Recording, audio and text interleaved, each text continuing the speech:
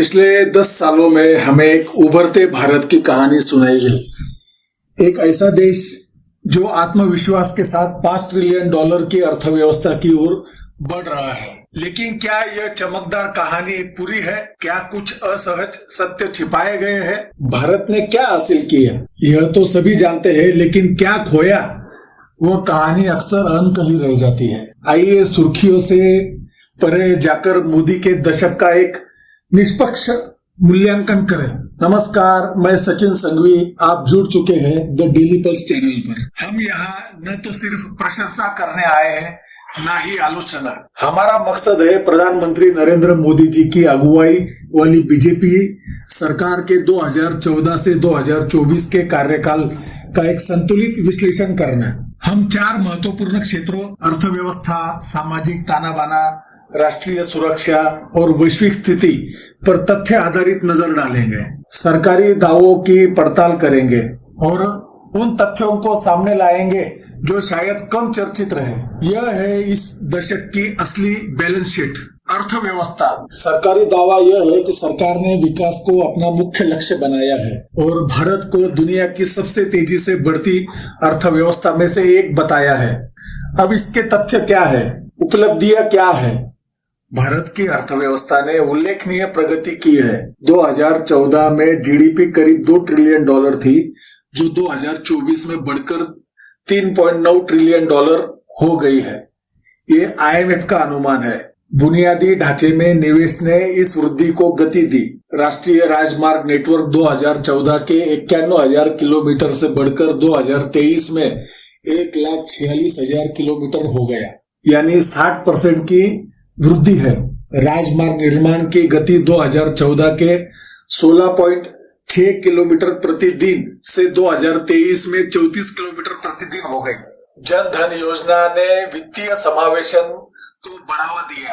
अगस्त 2024 तक 53.1 करोड़ खाते खोले गए, जिनमें 55% से अधिक महिलाओं और 67% से अधिक ग्रामीण क्षेत्रों के लोग शामिल हैं।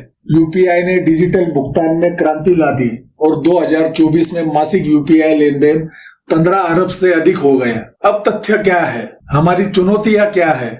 लेकिन यह प्रगति असमान रही। वर्ल्ड इनइक्वालिटी लैब 2023 के अनुसार शीर्ष 1% भारतीय 22.6 राष्ट्रीय आय और 40% संपत्ति नियंत्रित करते हैं, जो औपनिवेशिक काल से भी अधिक असमानता दर्शाता है। जिसमें 50% से अधिक यानी 67 करोड़ लोग भारतीयों की संपत्ति में केवल 1% की वृद्धि हुई है। नोटबंदी 2016 का काला धन खत्म करने का लक्ष्य पूरी तरह सफल नहीं रहा। आरबीआई की 2018 की रिपोर्ट के मुताबिक 99.3% नोट लगभग 15.31 लाख करोड़ रुपए बैंक सिस्टम में लौट आए।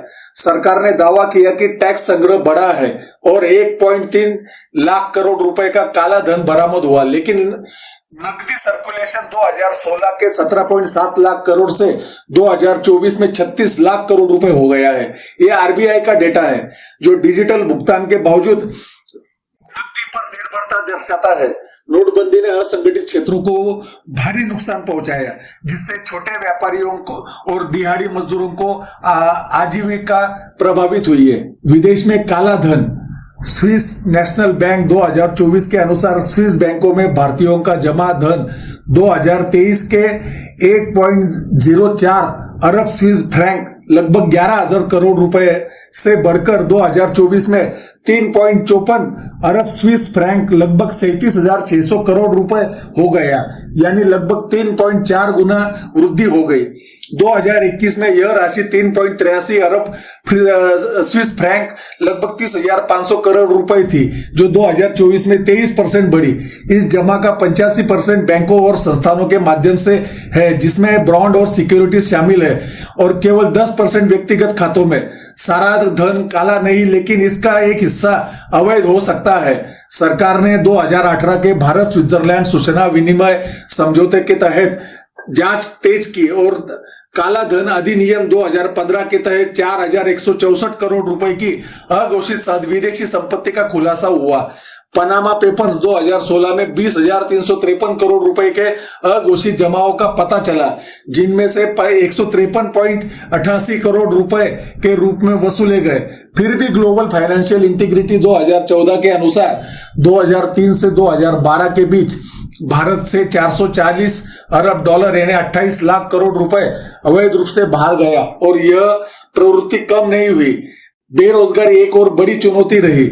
सीएमआई के डेटा के अनुसार 2022 में बेरोजगारी दर 7.8% रही और युवा बेरोजगार 15 से 24 वर्ष के अंदर के 20% से अधिक निवेश दर जीएफसीएफ 2014 के 31% से घटकर 2023 में 29% हो गया, जो भविष्य में रोजगार सृजन के लिए चिंताजनक है। इसमें हम मोदी जी को ग्रेड बी देते हैं। अर्थव्यवस्था में बुनियादी ढांचा और डिजिटल प्रगति उल्लेखनीय है, लेकिन बढ़ती असमानता, नोटबंदी के मिश्रित परिणाम, विदेश में काले धन की समस्या और बेरोजगारी ने विकास के लाभ को सीमित किया।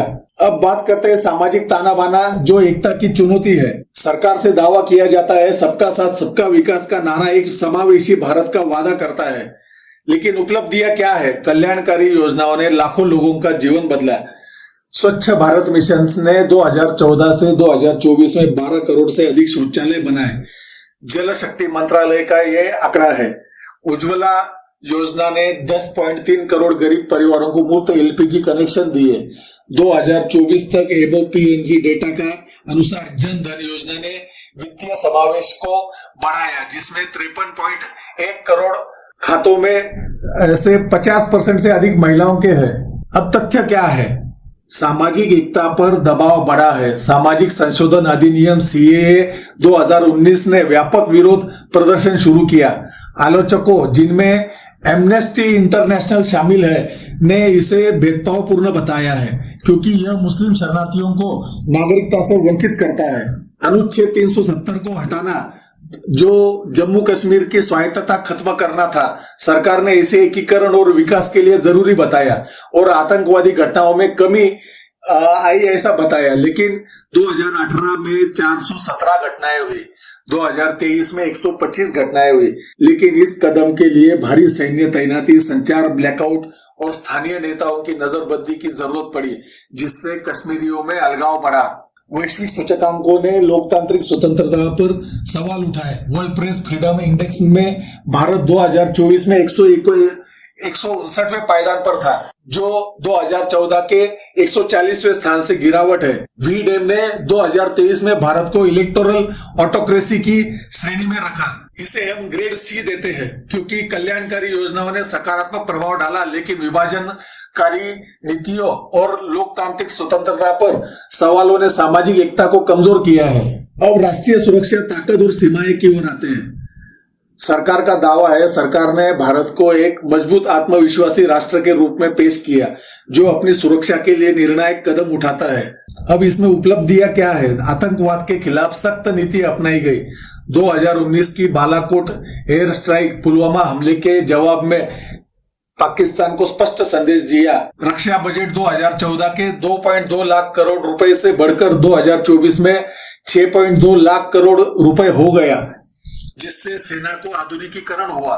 लेकिन तथ्य क्या कहते हैं? चीन के साथ गलवान घाटी संघर्ष 2020 में 20 भारतीय सैनिक शहीद हुए, जो 45 वर्षों में एलएसी पर पहला घातक संघर्ष था। कई दौर की बातचीत के बावजूद 2020 की यथास्थिति पूरी तरह बहाल नहीं हुई और कुछ क्षेत्रों में चीनी अतिक्रमण की रिपोर्ट्स है। इससे भारत चीन संबंधों में तनाव बढ़ा और क्षेत्रीय संतुलन प्रभावित हुआ। इसे हम C+ ग्रेड देते हैं। आतंकवाद पर सख्ती और रक्षा आधुनिकीकरण सकारात्मक है, लेकिन चीन के साथ अनसुलझा गतिरोध राष्ट्रीय सुरक्षा में बड़ी चुनौती है। अब भारत का वैश्विक कद, प्रभाव और आलोचना, इसके ऊपर हम जरा गौर फरमाते हैं।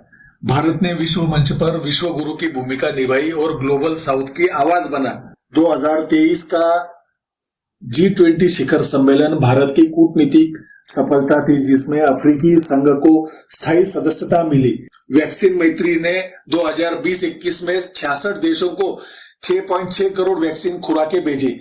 भारत का वैश्विक प्रभाव बढ़ा और यह क्वाड जैसे मंचों में सक्रिय रहा। लेकिन इसके तथ्य क्या है? पड़ोसियों नेपाल, मालदीव, श्रीलंका के साथ संबंधों में तनाव बढ़ा और कई देश चीन के करीब गए। सीएए और कश्मीर जैसे मुद्दे पर यूएन और पश्चिमी देशों ने मानवाधिकार चिंताएं उठाई। भारत की स्वतंत्र विदेश नीति पर सवाल उठे क्योंकि यह रूस यूक्रेन युद्ध में तटस्थ रहा, लेकिन पश्चिमी देशों के साथ गठजोड़ बनाया। विदेश में काला धन और वैश्विक छवि, स्विस बैंकों में भारतीयों के जमा की वृद्धि ने भारत की भ्रष्टाचार विरोधी प्रतिबद्धता पर सवाल उठाया है। 2024 में यह राशि 37,600 करोड़ रुपए थी, जो 2023 के 11,000 करोड़ रुपए से 3 गुना लगभग है। 2021 के 30,500 करोड़ रुपए से केवल 33% अधिक है।